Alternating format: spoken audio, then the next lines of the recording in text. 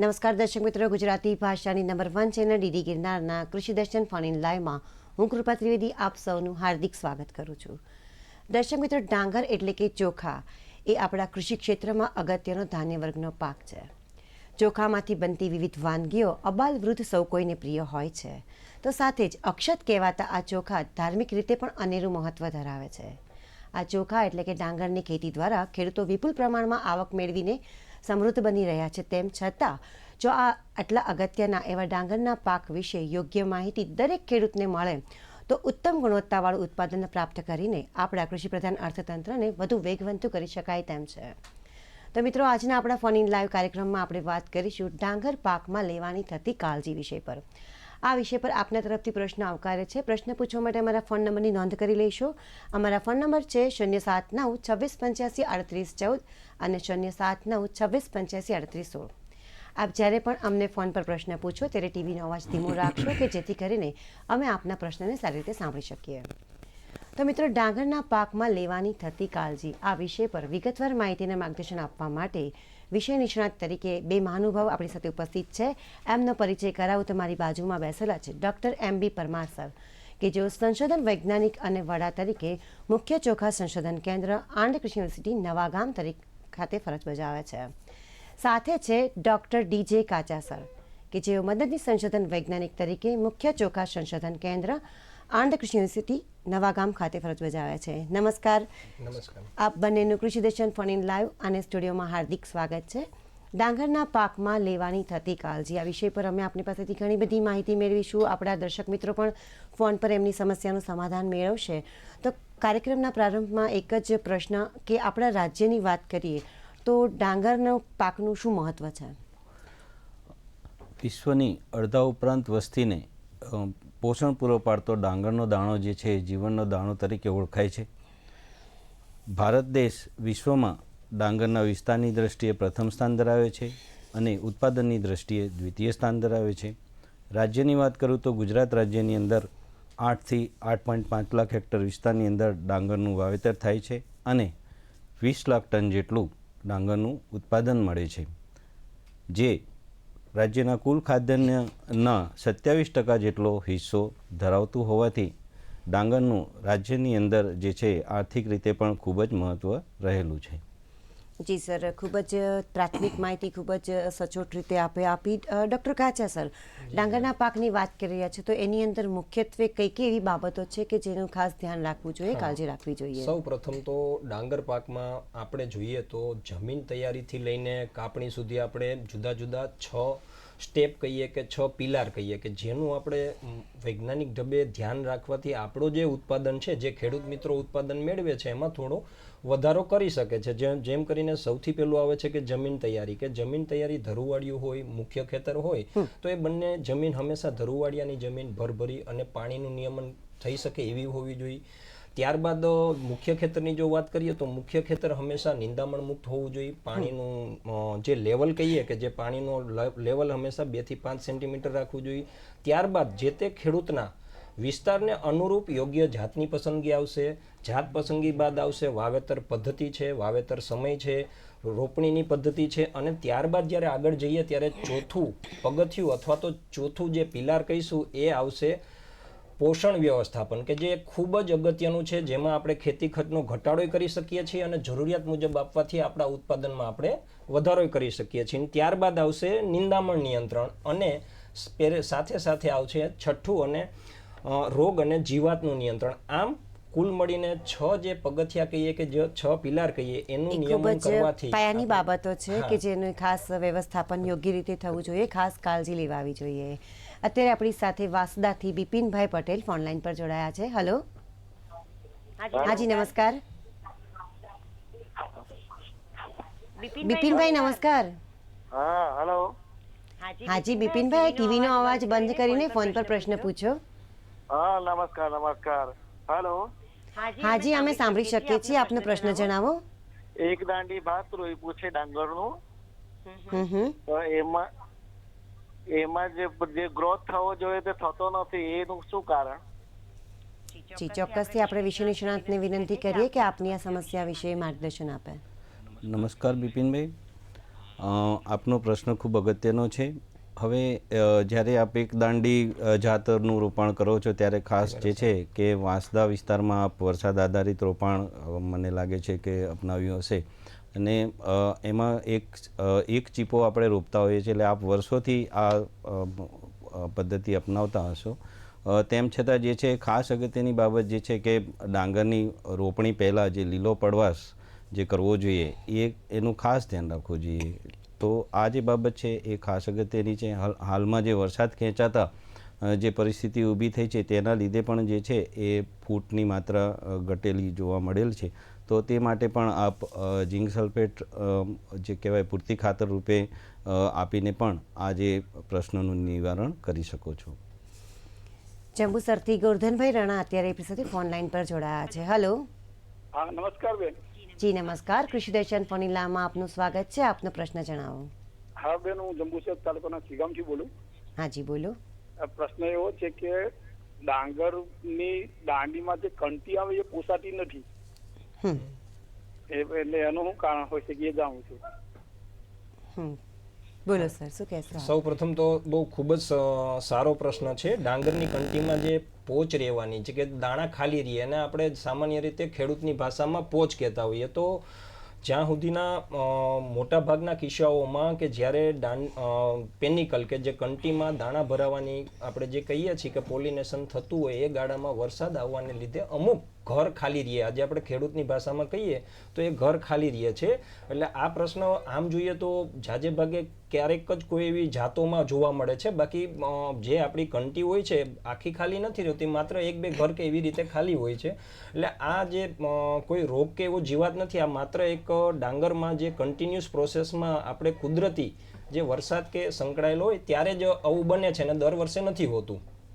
બરાબર છે. સરસ માહિતી આપી સર આપે. દર્શક મિત્રો, આપ જોઈ રહ્યા છે કૃષિ દર્શન ફોન લાઈવ અને આજે આપણે વાત કરી રહ્યા છીએ ડાંગરના પાકમાં લેવાની થતી કાળજી વિષય પર. આ વિષય પરની ચર્ચા યથાવત છે. સમય થયો છે વિરામનો. મળી નાનકડા વિરામ બાદ.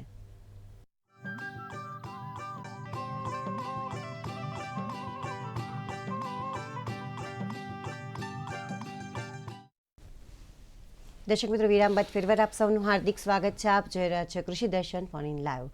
ડાંગર પાકમાં લેવાની થતી કાળજી આ વિષય પર ડૉક્ટર MB પરમાર સર અને ડૉક્ટર DJ કાચા સર ખૂબ જ અગત્યની માહિતી આપી રહ્યા છે. આપણી ચર્ચાને આગળ વધારીને અત્યારે ગાંધીધામથી બાબુભાઈ પ્રજાપતિ ઓનલાઈન પર જોડાયા છે. તેમને સાંભળીએ. હલો. હલો. હા જી નમસ્કાર. હા નમસ્કાર. મારો પ્રશ્ન એવો છે કે આપણે ડાંગર જે છે એ કયા કયા મહિનામાં આપણે વાવી શકાય, એમ કયા માસમાં? કયા માસમાં વાવી શકાય? હા જી.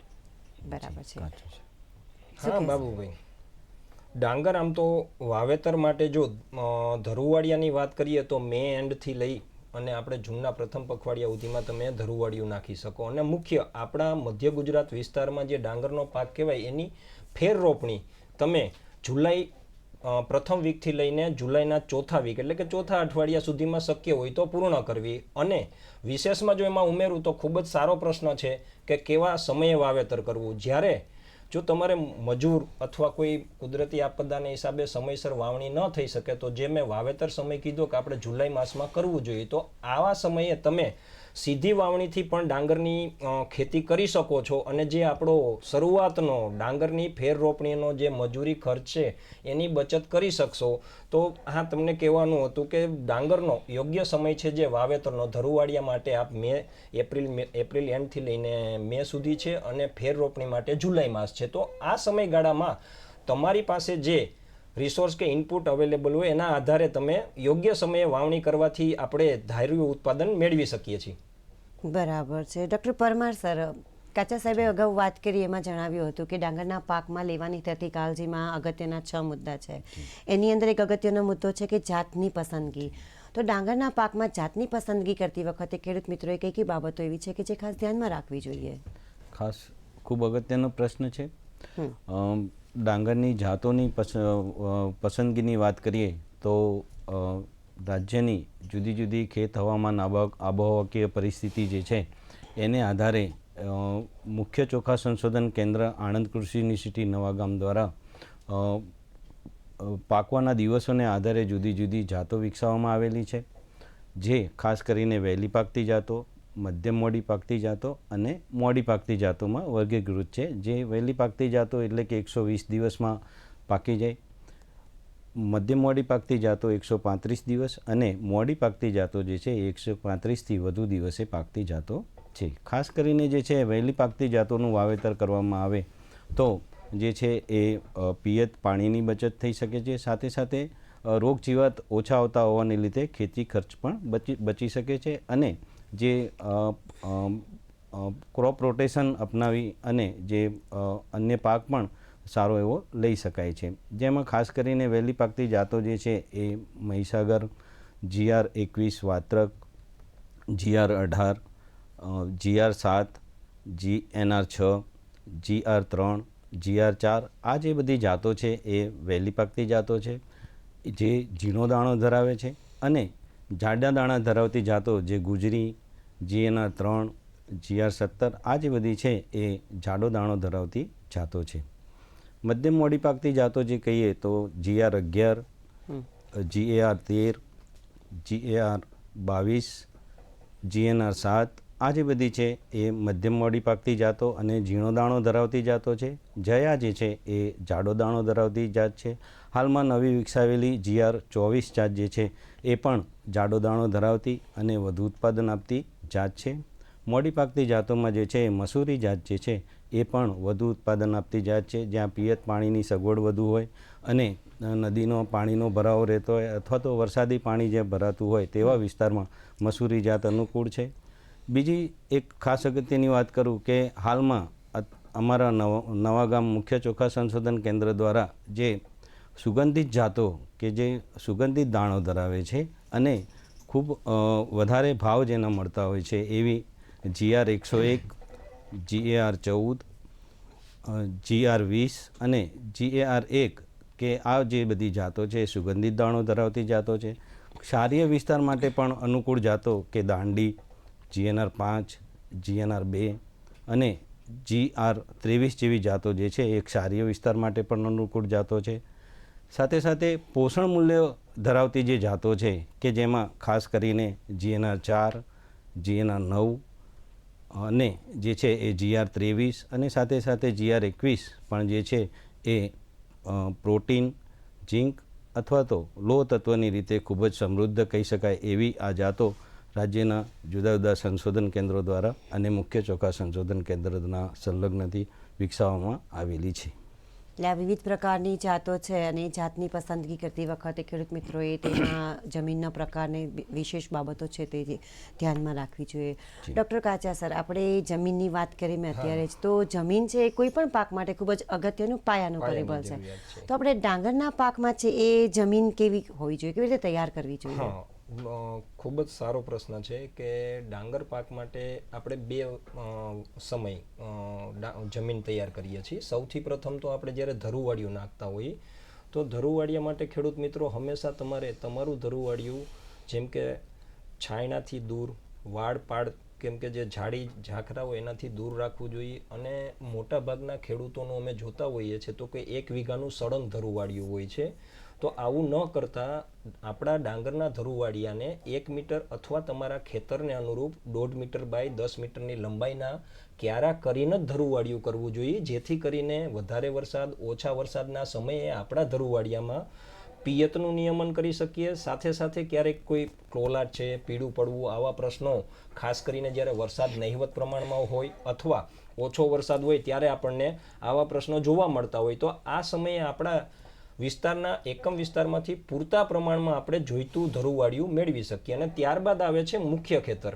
હવે મુખ્ય ખેતરની તૈયારીમાં ખેડૂત મિત્રો ખાસ કે આજે ઉનાળા સમય દરમિયાન તમે ઊંડી ખેડ કરી રાખો. ઊંડી ખેડ કર્યા બાદ હંમેશા અમે જોતા હોઈએ છીએ કે આપણા ડાંગરના ખેતરો લેવલ નથી હોતા, જેથી કરીને ડાંગરના ખેતરમાં ભરાઈ રહેલ પાણી કે આજે શેઢાની આજુબાજુમાં પાણી 1.5 ફૂટ હોય, ફૂટ જેવું ભરાયેલું હોય અને વચ્ચેના ભાગમાં જેમ કે જે ચાયડી કહીએ, ક્યારો કહીએ તો વચ્ચેનો ભાગ કોરો હોય.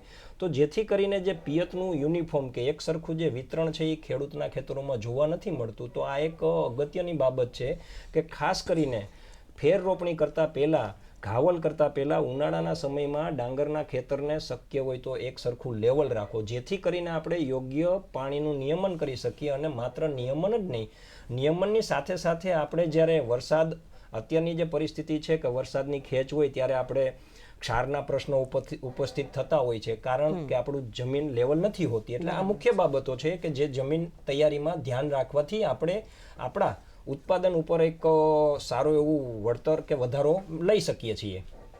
બરાબર છે. ડૉક્ટર પરમાર સર, અગાઉ એક દર્શક મિત્રોએ તો ફોન કરીને આપણને એના વિશે માર્ગદર્શન માંગ્યું હતું કે ડાંગરનો પાક છે એની વાવણી કરવા માટે અને રોપણી કરવા માટે કે પાકની ફેરબદલી પણ કરવી હોય તો એના માટેનો યોગ્ય સમય છે તે કયો કહેવાય છે?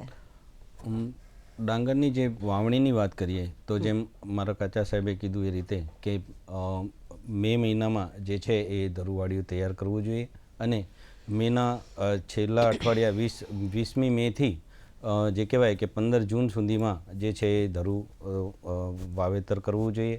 ખાસ જે બાબત ધરુના વાવેતરમાં છે કે જેમ કાચા સાહેબે વાત કરી કે 10 બાય 1ના ક્યારા બનાવીને વાવેતર કરવું જોઈએ. તેમાં ખાસ કરીને હાર પદ્ધતિથી જો ધરુની વાવણી કરવામાં આવે તો જે છે એ બિયારણનો ખર્ચ આપણે જે કર્યો છે એ પૂરતું વળતર એમાં મળતું હોય છે.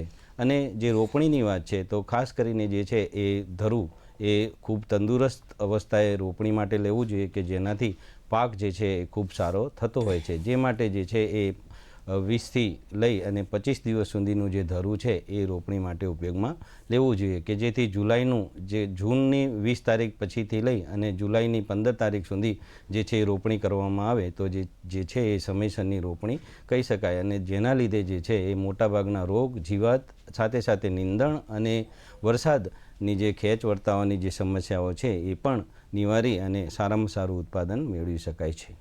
બરાબર છે. એટલે આપત્તિજનક પરિસ્થિતિ આવે એમાંથી પણ એ માર્ગ નીકળી શકે છે જો આ રીતની બાબતનું ધ્યાન રાખવામાં આવે તો. દર્શક મિત્રો, આપ જોઈ રહ્યા છો કૃષિ દર્શન ફોન ઇન લાઈવ અને આજે આપણે વાત કરી રહ્યા છીએ ડાંગર પાકમાં લેવાની થતી કાળજી વિષય પર. આ વિષય પરની ચર્ચા યથાવત છે. સમય થયો છે વિરામનો. મળીને નકડા વિરામ બાદ.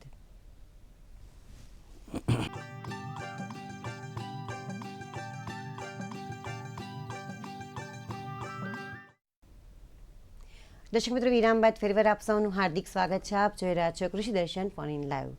ડાંગરના પાકમાં લેવાની થતી કાળજી આ વિષય પર આજે આપણે માર્ગદર્શન મેળવી રહ્યા છીએ. ડૉક્ટર MB પરમાર સર અને ડૉક્ટર DJ કાચા સર ખૂબ જ અગત્યની માહિતી આપી રહ્યા છે. આપણી ચર્ચાને આગળ વધારીએ. સર, અગાઉ આપણે વિરામ પહેલાં ડાંગરના પાકમાં કઈ કઈ જાતો હોય છે અને જાતની પસંદગી વખતે કઈ બાબતોની કાળજી રાખવી એ વિશે વાત થઈ. તો હવે એમાં એક પ્રશ્ન એવો થાય કે નવી વિકસાવેલી જાતો છે જો કોઈ હોય તો એ વિશે આપણા ખેડૂત મિત્રોને આપણે માર્ગદર્શન આપીએ. ખૂબ અગત્યની બાબત છે કે ડાંગરની અંદર જે છે એ નવી વિકસાવવામાં આવતી જાતો દર વર્ષે જે છે એ જુદા જુદા અખતરાઓ અમારા કેન્દ્ર ખાતે હાથ ધરવામાં આવતા હોય છે. જેમાં ખાસ કરીને જાડો દાણો ધરાવતી, ઝીણો દાણો ધરાવતી, પહેલી પાકતી, મધ્યમ મોડી પાકતી અને મોડી પાકતી, આ રીતે જે છે જુદા જુદા અખતરાઓ હાથ ધરી અને જુદી જુદી જાતો વિકસાવવામાં આવતી હોય છે. હાલમાં જે છે ગત વર્ષ GR21 કે જે વાત્રક નામથી બહાર પાડવામાં આવેલી જાત છે. આ જે જાત છે એ ઝીણો દાણો ધરાવે છે. સાથે સાથે જે એનું સર, આ પોષણ નવી મૂલ્ય છે વિકસાવેલી જાત વિશે આપણે માહિતી આગળ મેળવીશું. અત્યારે એક દર્શક મિત્ર દેવજીભાઈ રાજપૂત દિયોદરથી આપણી સાથે ફોનલાઈન પર જોડાયા છે. હેલો. હા બેન, નમસ્કાર. જી નમસ્કાર દેવજીભાઈ, આપનો પ્રશ્ન જણાવો. હા બેન, અમારે અહીંયા બનાસકાંઠામાં ડાંગરનો પાક થઈ શકે અને એની કઈ જાત સારી આવે ને તેનો વાવણીનો સમય આપણે શું હોય શકે? વાવણીનો સમય તો હમણાં જ જણાવ્યો. દેવજીભાઈ દિયોદરથી વાત કરી રહ્યા છે. બનાસકાંઠામાં કયા પ્રકારની જાત તેમને વધુ અનુકૂળ રહેશે એવો એમનો પ્રશ્ન છે. દેવજીભાઈ, પિયતની સુવિધા છે આપને? નહીં સંભળાય. દેવજીભાઈ, નહીં આપ સાંભળી શકો? હા, ફોન કપાઈ ગયો છે. દેવજીભાઈ, વાત કરું તો ખાસ જે છે દિયોદરમાં મારા મત મુજબ જે છે થોડોક ક્ષારીય વિસ્તાર પણ હોઈ શકે. સાથે સાથે આપની જો રેતાળ જમીન હશે તો જે છે એ ડાંગરનો પાક થોડો મુશ્કેલ રહે. પણ જો ગોરાડુથી મધ્યમ કાળી જમીન હોય તો જે છે એ ડાંગરનો પાક ખૂબ સારી રીતે લઈ શકાય છે. આશા કરું કે આપનું જે જમીન હશે એ ડાંગરના પાકને ખૂબ અનુકૂળ હોવી જોઈએ. તો આપ જો ડાંગરનો પાક કરવા ઈચ્છતા હોય તો ખાસ જે છે કે કેનાલની પાણીની સુવિધા પણ લગભગ ત્યાં હોય એવું જણાય છે. તો આવા વિસ્તારની અંદર જે છે એ ખાસ કરીને રોપાણ ડાંગર ન કરતાં ઓરાણ પદ્ધતિથી જે ડાંગર જે છે એ પણ આપ અપનાવી શકો છો. અને એ જે છે એ હાલમાં ખૂબ જ પ્રચલિત થતી પદ્ધતિ જે છે એ ડાંગરની અંદર છે. જી, અત્યારે પાલનપુરથી નિલેશભાઈ પ્રજાપતિ આપણી સાથે ફોનલાઈન પર જોડાયા છે. નિલેશભાઈ, નમસ્કાર. દૂરદર્શનને 64 વર્ષ પૂર્ણ થવા બદલ શુભકામનાઓ. વિશ્વસનીય ચેનલ છે. મારો પ્રશ્ન એવો છે, ખૂબ ખૂબ આભાર દિનેશભાઈ. બંને મહાનુભાવોને પણ મારા નમસ્કાર. મારો પ્રશ્ન એવો છે કે ડાયાબિટીસ અત્યારે મહત્વનો રોગ હોય, ડાયાબિટીસમાં ખાઈ શકાય એવી કોઈ જાત વિકસાવી છે કે કેમ? બીજું, ડાંગર અને જે વરી આવે છે, વરી એટલે મિલેટમાં જેનો ઉપયોગ થયો છે, એ વરી એક જ જાતની જાત છે યા એ કોઈ અલગ પ્રજાતિ છે? જી દિનેશભાઈ, ખૂબ જ સરસ પ્રશ્ન છે. આપનો નમસ્કાર. અને જે આપનો પ્રશ્ન છે ખૂબ જ અગત્યનો છે. ખાસ કરીને જે છે ડાંગર જે છે એ ચોખા આપણે જ્યારે ડાયાબિટીસ હોય ત્યારે ખાવા માટે બધા જે છે એ ખૂબ જ ગભરાતા હોઈએ છીએ આપણે, અને એ જરૂરી પણ છે.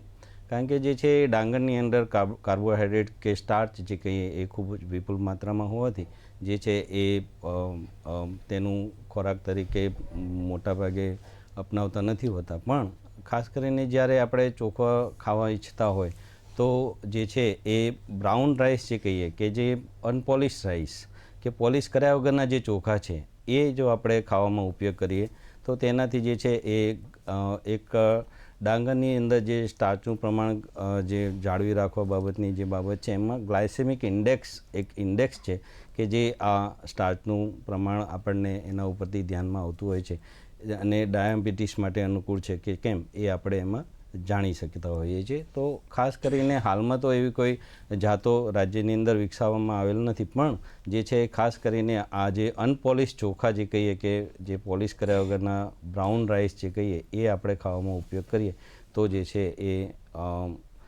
ડાયાબિટીસ માટે પણ એમાં ખાઈ શકાતા હોય છે. જે આપે વરીની વાત કરી તો વરી જે છે એ ખાસ કરીને આપણો જે હિંમતનગરનો જે પટ્ટો છે એ વિસ્તારમાં અને અમુક જે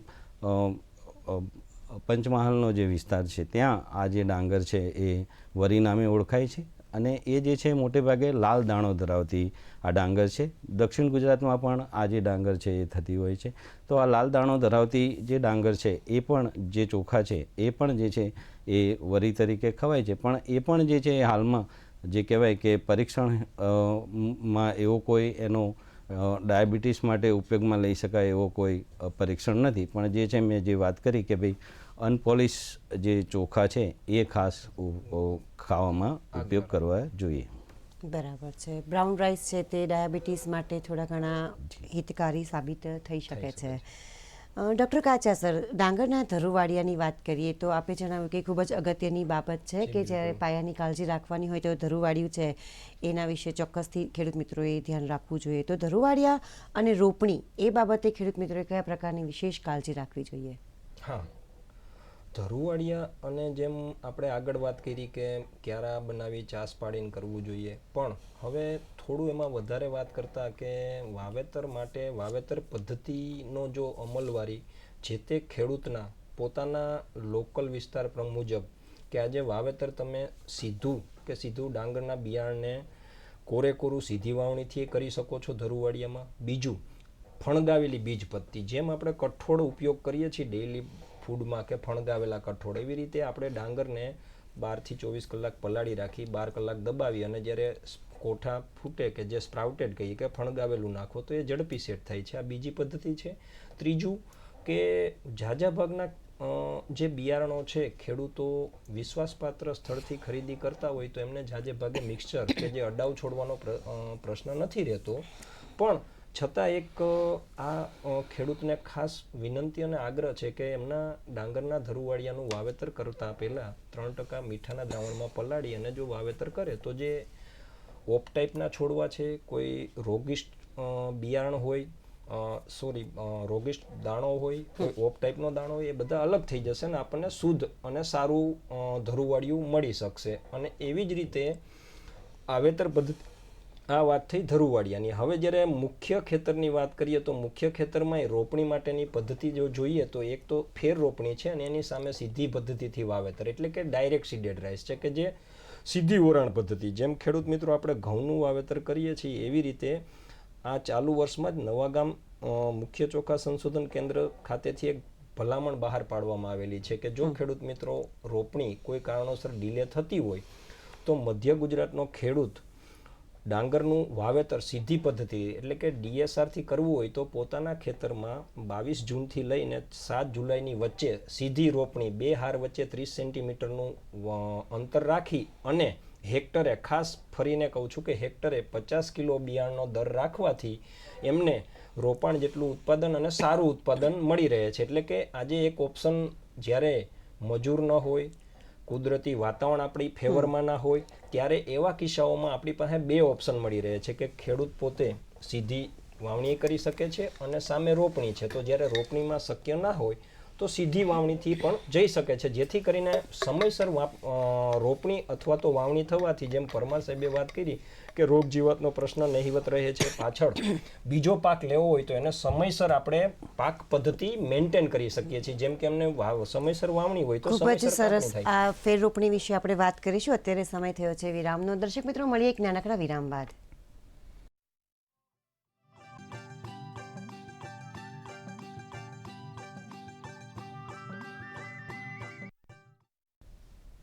વિરામ બાદ ફરીવાર આપ સૌનું હાર્દિક સ્વાગત છે. મિત્રો, આપ જોઈ રહ્યા છો કૃષિ દર્શન ફણીલાલ. અત્યારે આપણને ફોન કર્યો છે પુરુષોત્તમભાઈ પરમારે કલોલથી. હાલો. હાલો. હેલો, નમસ્કાર બેનજી. હાજી નમસ્કાર. આપનો પ્રશ્ન જણાવો. ડોંગરના પાકમાં ઉપરનું ડોંગરનો આખી જે હોય ને એ છોડ કહેવાય, એના ઉપર પીળાશ પડતું કેમ થઈ જાય? બરાબર છે. આપ કેટલા સમયથી ડાંગરના પાકનું વાવેતર કરી રહ્યા છો? અમે ઘણા સમયથી, અને આખું ગામ મારા પાસે, મારા અંડરમાં છે. હું મંત્રી છું ત્યાં. ખૂબ સરસ, અભિનંદન. હાજી ચોક્કસ પુરુષોત્તમભાઈ, આપણે નિષ્ણાતશ્રીને વિનંતી કરીએ. જી સર, શું કહેશો? પુરુષોત્તમભાઈ આપે પતી ગયો કાચા સાહેબ. જી પુરુષોત્તમભાઈ, બહુ સારો પ્રશ્ન છે. કારણ કે ડાંગર પીળાશ પડવી અત્યારે એક મુખ્ય બાબત છે. કારણ કે વરસાદ ખેંચાવાનું. બીજું, આજે પીળાશ પડવાના મુખ્ય 2 કારણો હોઈ શકે છે. આપણે જ્યારે રોપણી કરતા હોઈએ એટલે માત્ર ડાંગરને આપણે ઝીંક જ પાયામાં આપતા હોઈએ છીએ. તો જ્યારે આપણે ડાંગરની ફેર રોપણી કરીએ અથવા સીધી રીતે વાવણી કરીએ તો પાયામાં સૂક્ષ્મ તત્વોનો ઉપયોગ કરો, જેથી કરીને સૂક્ષ્મ તત્વો પૂરા પ્રમાણમાં, મુખ્ય તત્વો અને સૂક્ષ્મ તત્વો પૂરા પ્રમાણમાં હશે તો આપણે જે ડાંગર પીળા પડવાનો પ્રશ્ન છે ઓછો થશે. બીજું કે જેમ વાત કરી કે ટોચો પીળી પડતી જાય છે, તો ઘણા આગળ જેમ વાત કરતા હતા એમ કે ખેતરમાં જ્યારે પાણીનું નિયમન યોગ્ય રીતે ન થાય એટલે આપણે જેમ કહીએ છીએ કે ક્ષાર થાય છે. તો આવા કિસ્સાઓમાં દેવજીભાઈ તમે જો શક્ય હોય એપ્રિલ માસમાં એટલે કે ઉનાળામાં તમે લીલો પડવાશ કરો. લીલો પડવાશ મતલબ કે ઈકળનો લીલો પડવાશ કરવાથી જે આપણી ડાંગરની ક્યારી લેન્ડ કે જે ક્યારીની જમીનો કહેવાય કે જેમાં ક્ષારનું પ્રમાણ હોય છે, તો એની સામે ઈકળનો લીલો પડવાશ કરવાથી જમીનમાં આપણે એક કુદરતી રીતે એસિડ ઉમેરીએ છીએ અને જેથી જમીનનું સંતુલન જળવાઈ રહે છે. આ બીજો મુદ્દો થયો. અને ત્રીજું, જો વધારે પ્રમાણમાં અત્યારે તમારે કંટી આવવાની અવસ્થા હોય અને વધારે પીડાશ હોય તો તમે તમારા ખેતરમાં 0.2% ફેરસ સલ્ફેટની સાથે 2% યુરિયાનો સ્પ્રે કરવાથી તમારી જે પીડાશ છે ટોચો એ દૂર થશે. અને સાથે પોષક તત્વોની પણ ઉણપ હોય તો એમને એ સમયે આપવા જોઈએ. બરાબર છે. ડૉક્ટર કાચામાં આપણે ડાંગરના પાકની જે મિત્રો ખેતી કરી રહ્યા છે, જે ખેડૂત મિત્રો, એમને ખેતી ખર્ચ ઘટાડવો હોય તો કઈ પ્રકારની બાબતો છે? જેમ જી સર, અત્યારે એક દર્શક મિત્ર ફોનલાઈન પર જોડાયા છે, આપણે એમને સાંભળી લઈએ. હલો. હલો. હાજી નાથુભાઈ, નમસ્કાર. હા, ત્રણેયને મારા નમસ્કાર. નમસ્કાર. હા, તો આપણે રાસાયણિક ખાતર ડાંગ વિશેનો છે ને પ્રશ્ન, આપણે ડાંગર. હાજી હાજી, ડાંગરનો. હા, તો રાસાયણિક ખાતર સિવાય આપણે ખાતર તરીકે શેનો ઉપયોગ કરી શકાય? રાસાયણિક ખાતર સિવાયની વાત છે ડાંગરના પાકમાં. હાજી બિલકુલ, બહુ અગત્યનો પ્રશ્ન છે. ખૂબ જ સરસ પ્રશ્ન કર્યો કે રાસાયણિક ખાતર સિવાયના આપણે ખાતરનો ઉપયોગ કરવો જોઈએ. તો આજે એના માટે એક આપણે જો તમને કહું તો કે આપણે જ્યારે જમવા બેસીએ કેમ ફૂલ ડીશ સાથે બેસીએ છીએ કે આપણે બધી વસ્તુઓ જોઈએ, તો ડાંગરમાં જ્યારે વાત કરીએ તો તમે રાસાયણિક ખાતરની અવેજીમાં જેમ આગળની જ મેં વાત કરેલી હતી, જો પ્રોગ્રામ જોતા હો તો કે શરૂઆત થાય છે લીલા પડવાશથી.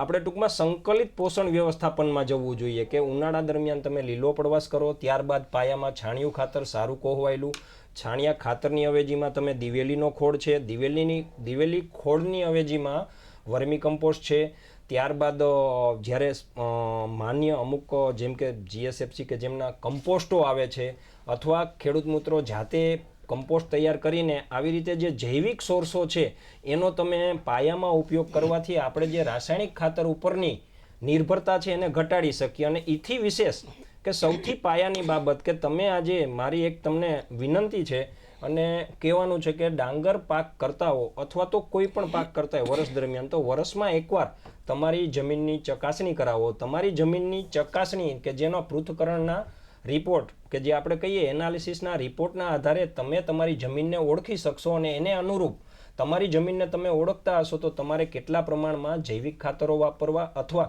રાસાયણિક ખાતર વાપરવા છે કે નથી વાપરવા એ આપણે પૃથ્થકરણના આધારે કહી શકીએ. તો મારે ખાસ તમને વિનંતી છે કે તમે એટલા જાગૃત હો તો પૃથ્થકરણના આધારે તમે તમારી જૈવિક જે ખાતરો મેં કીધા કે દિવેલી ખોળ છે, વર્મી કમ્પોસ્ટ છે, છાણિયું ખાતર છે, લીલો પડવાશ છે, આ બધા જૈવિક ઘટકોમાંથી કોઈ પણ એક ઘટક આપણી જમીનના પૃથ્થકરણના આધારે આપવાથી આપણે રાસાયણિક ખાતરની મંદ હશે જરૂરિયાત રહેતી નથી. એક ઉમેરો બીજો કરું સાહેબ કે જે ખાસ છે કે સર આપણે ઉમેરો કરીએ. એક દર્શક મિત્ર ફોન લાઈન પર રાહ જોઈ રહ્યા છે, રાજેશભાઈ ચૌધરી બારડોલીથી. હેલો. હાજી નમસ્કાર રાજેશભાઈ. સર મારે છે ને ડાંગરમાં ઘંટી આવે ત્યારે શું નાખવું જોઈએ? જી રાજેશભાઈ, હવે ડાંગર કઈ વેરાયટી આપે વાવી છે? હા, લક્ષ્મી 17. કઈ 17? લક્ષ્મી 17. લક્ષ્મી 17. જી, ઓકે ઓકે. અને હાલમાં નિંગાલ અવસ્થા એટલે કે ડોડા અવસ્થાએ છે? ના, હજુ વાર છે. હજી વાર છે. તૈયારી છે. જી, ઓકે, સરસ સરસ.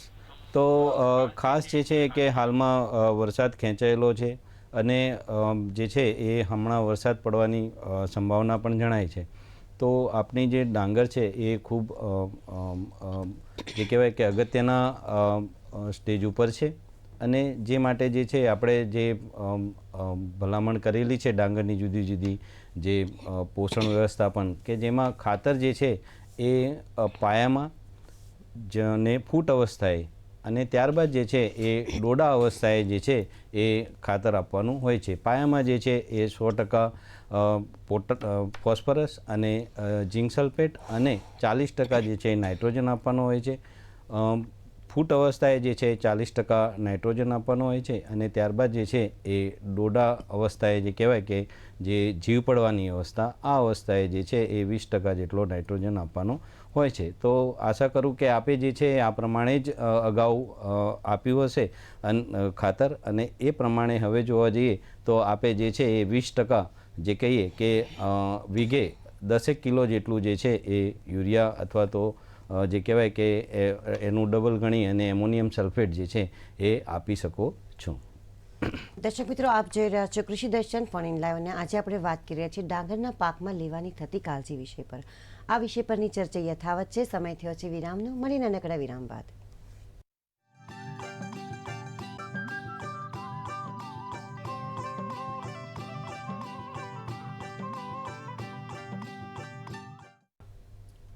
દર્શક મિત્રો, વિરામ બાદ ફરીવાર આપ સૌનું હાર્દિક સ્વાગત છે. આપ જોઈ રહ્યા છો કૃષિ દર્શન ફોન ઇન લાઈવ. ડાંગરના પાકમાં લેવાની થતી કાળજી વિષય પર આજે આપણે ખૂબ જ અગત્યની માહિતી મેળવી રહ્યા છીએ. આપણી ચર્ચાને આગળ વધારીએ અને નાસિરભાઈ ચૌહાણ આપણી સાથે ફોન લાઈન પર જોડાયા છે, તેમને સાંભળીએ. હેલો. 13 નંબરની ડોંગર વાળી રોપી છે સાહેબ. 13 નંબરની ડાંગર વાવી છે. હા, તો શું પ્રશ્ન છે એમાં? એમાં આપણે જીવાત પડી ગઈ છે. જીવાત પડી ગઈ છે. શું લક્ષણો છે ખેતરમાં? શું લક્ષણો દેખાય છે? હા, જીવાત પડી ગઈ છે. પણ કઈ જીવાત છે? લક્ષણો કયા શું પ્રકારની દેખાય? જીવાતો છે? કયા પ્રકારના એમાં લક્ષણો પાના દેખાઈ રહ્યા સફેદ થઈ ગયા છે કે પછી કંટી પાના સફેદ? સફેદ થઈ ગયા છે. પાના સફેદ થઈ ગયા છે. જી જી. તો એ જે છે પાનના વાનના ઈયળ જે છે એનું અસર છે અને ખાસ કરીને જે હાલમાં આ જીવાત જોવા મળે છે તો ખાસ કરીને એની જે કાળજીની વાત કરું તો જ્યારે આપણે ધરું, અત્યારે તો ડાંગર આપની ઊભા ખેતરમાં છે, પણ ખાસ જે કાળજીની બાબત છે એટલે જણાવી દઉં કે જે ધરુની જ્યારે આપણે રોપણી કરવાની હોય એના એક અઠવાડિયા અગાઉ એટલે કે ધરુના 20મા દિવસે જે છે એ આ કાર્ટેપ હાઇડ્રોક્લોરાઇડ 100 મીટર ચોરસ મીટર દીઠ 1 કિલોગ્રામ જેટલું જો ધરુવાડિયામાં જ જો આપવામાં આવે તો જે છે એ આગામી 40 દિવસ સુધી રોપણીના જે છે 40 દિવસ સુધી આ જે પાનવડનાર ઈયળ અથવા તો ગામમારનારી ઈયળના લક્ષણો જોવા મળતા નથી. સાથે સાથે જ્યારે આપણે ફેર રોપણી કરીએ છીએ ત્યારે ધરુની જે ઉપરની ડૂંખો છે ટોચો જે છે એ પણ જો આપણે મુઠ્ઠીમાં લઈ અને કાપીને જો રોપણી કરીએ તો જે ખાસ કરીને જે ગામમારાની ઈયળ અથવા તો પાનવડનાર ઈયળના જે ઈંડાઓ હોય છે જે જમીનમાં દબાઈ જતા હોય છે. તો આ રીતે આપણે બિન રાસાયણિક રીતે પણ જે છે એ ડાંગરનું અંદર જે છે એ જીવાતનું નિયંત્રણ કરી શકતા હોઈએ છીએ. સાથે સાથે હાલમાં જે આપની પરિસ્થિતિ છે એમાં જે ખાસ બાબત જણાવું કે જે હાલમાં મને લાગે છે કે આપની જે GAR-13 ડાંગર જે છે એ ડોડા અવસ્થાએ હશે. તો આ અવસ્થાએ જે છે એ ખાસ કરીને કાર્ટેપ હાઇડ્રોક્લોરાઇડ જો આપે અગાઉ આપ્યું હોય તો પછી એનો જે વીઘે ડોઝ જે છે એ 5 કિલોગ્રામ પ્રતિ વીઘા છે અને હેક્ટરે 20 કિલોગ્રામ પ્રતિ હેક્ટર ની રીતે પૂખીને આપી શકો છો. જો કાર્ટેપ હાઇડ્રોક્લોરાઇડ આપે અગાઉ આપેલી હોય તો ક્લોરાન્ટર નીલિપ્રોર જે દાણાદાર દવા આવે છે એ પણ જે છે આપ 10 કિલોગ્રામ પ્રતિ હેક્ટરનું પ્રમાણ જાળવી અને સમગ્ર ખેતરમાં આપી શકો છો. અને જો સમગ્ર ખેતરમાં જો આ ફેલાવો ના થયેલો હોય અને જો નાના સ્પોટમાં હોય તો જે છે એ સ્પોટ પૂરતું પણ આ જે દવા આપ ખેતરની અંદર આપીને નિયંત્રણ લઈ શકો છો અને ખેતી ખર્ચ પણ બચાવી શકો છો. સાથે સાથે જે આ પાનવડનાર ઈયળ જે હોય છે એની જે ઈયળ જે હોય છે એ પણ આપણે નરી આંખે જોઈ શકતા હોય છે. તો તે પણ પકડીને જો ખેતરની અંદર દબાવી દેવામાં આવે તો તેનાથી પણ જે છે આપણે ઘણું બધું નિયંત્રણ મેળવી શકતા હોઈએ છીએ. કાચા સર, આપણે વાત કરી રહ્યા હતા કે ડાંગરના પાકમાં ખેડૂતોને જો ખેતી ખર્ચ ઘટાડવો હોય તો ખાસ કઈ કઈ બાબતો ધ્યાનમાં રાખવી જોઈએ? ખાસ કરીને આમ આપણા જે મધ્ય ગુજરાત કે જે આપણા વિસ્તાર છે આપણો ડાંગરનો, એમાં ખાસ કરીને વધુ ઉત્પાદન આપતી જાતો જેમ કે હાઈ યીલ્ડિંગ વેરાયટીઓનું વાવેતર છે. તો આ બધી જાતો છે એમનું બિયારણ જેમ કે એમને ખેડૂત સર્ટિફાઈડ ખરીદેલું હોય, ફાઉન્ડેશન હોય બરાબર, કે અન્ય પ્રમાણિત જગ્યાએથી ખરીદી કરેલું હોય તો એ બિયારણ પોતાનું બિયારણ પોતાના ખેતરમાંથી પકવી શકે, એટલે જેથી કરીને આવનારી સિઝન માટે એમને બિયારણ માટેનો વધારાનો ખર્ચ કરવો પડતો નથી. અને એક ડાંગર એવો પાક છે કે જેમાં કોઈ સુસુપ્ત અવસ્થા નથી. એટલે કે ખાસ કરીને ખેડૂત મિત્ર જ્યારે ચોમાસું ડાંગરની કાપણી જાન્યુઆરી ફેબ્રુઆરીમાં કરે તો એનું એ બિયારણ શુદ્ધ હોવું જોઈએ. કારણ કે ખેડૂત પોતે પોતાની જાતને ઓળખે છે. જેમ કે ગુજરાત 13નું વાવેતર કરેલું હોય તો એમાં કોઈ ઓફ ટાઈપ કે અન્ય ડાંગરનો દાણો છોડ આવી ગયેલો હોય તો એને દૂર કરે, ઊંચાણવાળા વિસ્તારમાંથી એ ડાંગરની કાપણી કરી અલગ સુકવણી કરી અને સ્ટોર કરી રાખે 2-4 મહિના માટે, અને નેક્સ્ટ જો ઉનાળુ સિઝનમાં ડાંગરની ખેતી કરતા હોય તો એમાંનો ઉપયોગ ફરીથી કરી શકે, જેથી કરીને બિનજરૂરી જે હેક્ટરે 800 થી 1000 રૂપિયાનો ખર્ચ એની બચત થાય. બીજું કે આવી રીતે એ 3 સિઝન માટે એ ડાંગરનો બિયારણનો ઉપયોગ કરી શકે છે. એટલે આ વાત થઈ બિયારણથી ખેતી ખર્ચ ઘટાડી શકીએ. ત્યારબાદ અગત્યની બાબત આવે છે ખેતીમાં કે આગળ જેમ વાત કરી એમ કે પૃથ્થકરણના આધારે કે જેની જે પોષક તત્વો અથવા તો સૂક્ષ્મ તત્વોની જરૂરિયાત નથી હોતી છતાં આપણે આપતા હોઈએ તો એ આપણને ક્યારે ખ્યાલ આવે? જ્યારે આપણે આપણા જમીનનું પૃથ્થકરણ કરાવીએ. પૃથ્થકરણના આધારે આજે બધી જમીનો બધા ખેડૂતોની સરખી નથી હોતી. ઘણા ખેડૂતોની જમીનમાં કાર્બન કે નાઇટ્રોજનનું પ્રમાણ સારું હોય, જ્યારે અમુક ખેડૂતોના ખેતરમાં કાર્બન અથવા તો મધ્યમ પ્રમાણમાં હોય ઓર્ગેનિક કાર્બન. તો જેને સારા પ્રમાણમાં કાર્બન હોય તો એમને રાસાયણિક ખાતરનો ડોઝ 25% સુધી ઘટાડો કરી શકે, એટલે જેથી કરીને સીધી જે આપણે બિનજરૂરી ખર્ચ થાય છે એને આપણે બચાવ કરી શકીએ. અને ત્યારબાદ જે આગળ વાત કરીએ એમ કે આપણે રોપણી ખર્ચ, કે જ્યારે રોપાણમાં જઈએ છીએ તો આજે ઓન એન એવરેજ આપણે હેક્ટરે 12,000 સુધીનો ખર્ચ થતો હોય છે ફેર રોપણી કરવાનો. તો એને બદલે જો ખેડૂત પ્રિસાઇઝ એટલે કે પોતાનું ખેતર લેવલ રાખી જૂનના ચોથા અઠવાડિયાથી જુલાઈના પહેલા અઠવાડિયા વચ્ચે પોતાની જ જાતને સીધી વાવણીથી રોપણી કરે વાવેતર કરી દે 30 સેન્ટીમીટરે 50 kg પર હેક્ટર બિયારણનો દર રાખીને, તો જે 12,000નો ખર્ચ છે પર હેક્ટર એની સીધી બચત થાય છે.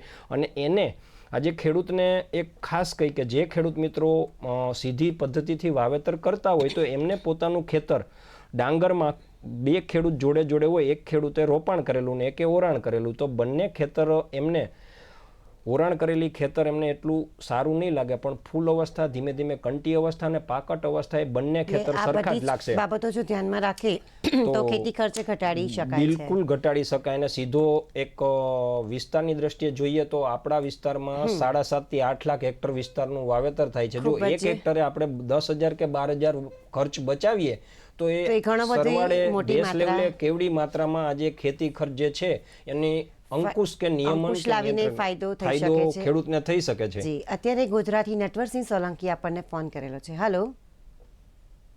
3 નંબરની ડોંગરમાં 50% દાણા પોતા રહી જાય છે, એનું કારણ શું? આપની બિયારણ ક્યાંથી મેળવેલું હતું નટવરસિંહ? એગ્રોમાંથી. એગ્રોમાંથી. અચ્છા. અને તો હાલમાં તો આપને જણાવી દો, તેમ છતાં અમે આપના ખેતરની પણ મુલાકાત કરીશું અને ત્યાં પણ અમે જોઈશું. હવે ખાસ જે વાત છે કે મોટે ભાગે 13 નંબરની ડાંગરમાં જે પોચ રહેવાની બાબત છે એ તો આવતી નથી. આટલા વર્ષોથી જે છે 2009થી આ જાત વિકસાવવામાં આવેલી છે, ત્યારથી આવા કોઈ પ્રશ્ન તો જણાયા નથી. તેમ છતાં જે આપના પ્રશ્નની વાત છે તો જે ડાંગરની જે કટોકટીની અવસ્થાઓ જે કહેવાય પિયતની, એમાં ખાસ કાળજી લેવી જરૂરી છે કે જે રોપણીના 4 થી 5 દિવસ જે ખેતર જે છે નિતારીને રાખી અને ત્યારબાદ 7મા દિવસથી જે છે એ પાણીનું ફૂટ અવસ્થા કે જે કહેવાય કે રોપણીના 40 દિવસ સુધી જે છે 2 સેન્ટીમીટર જેટલું પાણી જમીનમાં જળવાવું જોઈએ.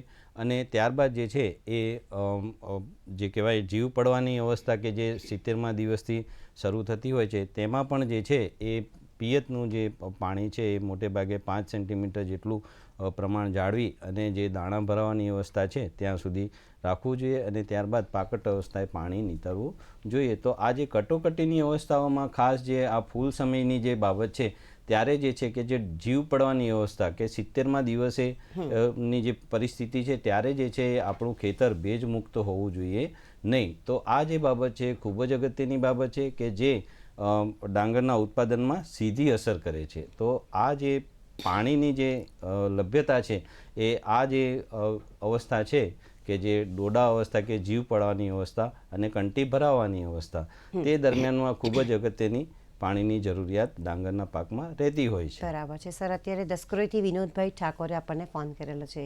જી વિનોદભાઈ, નમસ્કાર. નમસ્કાર મેડમ. જ્યારે ડોડા ભરાયા છે અત્યારે એનો નીચે જીવાત પડી ગયો, ડોડા બધા સફેદ જ આવે છે, એના લોરિયા બધા પીસાદ નીકળી જાય છે. વિનોદભાઈ, કઈ જાત આપે વાવેતર કરી છે?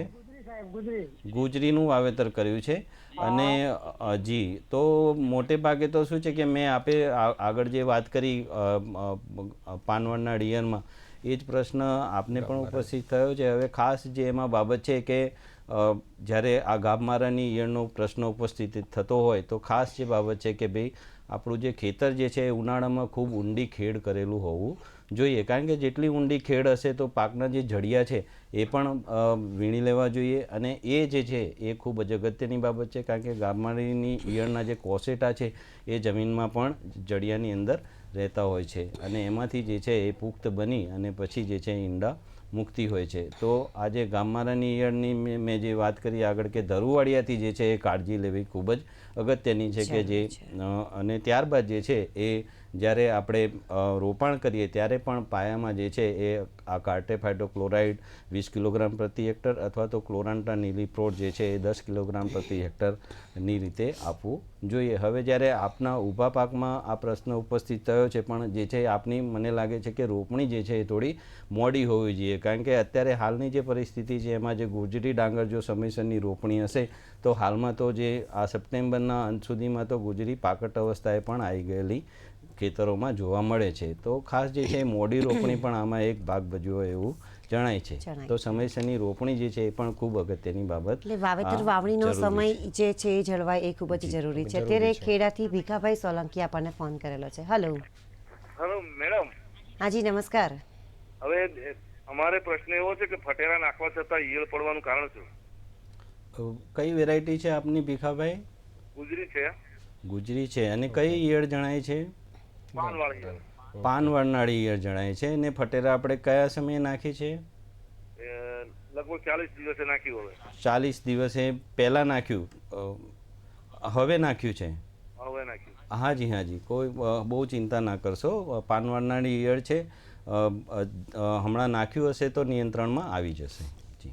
અને વધારે થોડું એમાં કે પાન વાળનારી ઈયળનો જ્યારે ઉપદ્રવ દેખાય તો એક સાથે આખા ખેતરમાં નથી આવતો. તમારા ખેતરમાં જ્યારે 1-2 જગ્યાએ 1-2%, ટૂંકમાં આમ ઓન એન એવરેજ જોઈએ 5-10% ન પહોંચવા દેતા, જ્યારે ક્યાંક કોક ખૂણે દેખાવા માંડે ત્યારે આ જે ક્લોરાન્ટા નીલીફ્લોરા છે એની જે 10 kg પર હેક્ટર ભલામણ પ્રમાણે આપવાથી આપણે અસરકારક આજે પાન વાળનારી ગાભમારાની ઈયળ જે પીછી કહીએ એનો સારું એવું નિયંત્રણ લઈ શકીએ છીએ. ધીરજભાઈ રબારી ડેડ પાટણથી અત્યારે આપણી સાથે ફોનલાઈન પર જોડાયા છે. જી ધીરજભાઈ, નમસ્કાર.